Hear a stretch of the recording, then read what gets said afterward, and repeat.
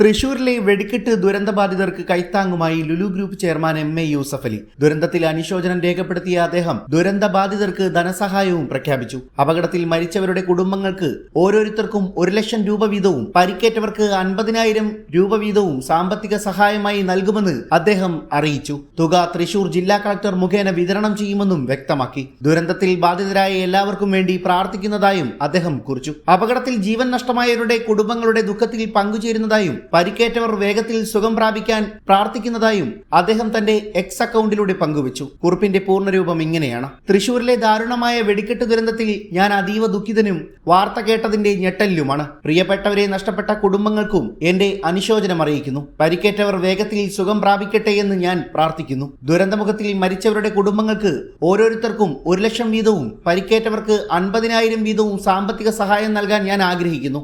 ഈ തുക തൃശൂർ ജില്ലാ കളക്ടർ മുഖേന കൈമാറുന്നതായിരിക്കും. ദുരന്തത്തിൽ ജീവൻ നഷ്ടമായവരും അവരുടെ കുടുംബവും എന്റെ പ്രാർത്ഥനയിൽ എപ്പോഴും ഉണ്ടാകുമെന്നും അദ്ദേഹം കുറിച്ചു.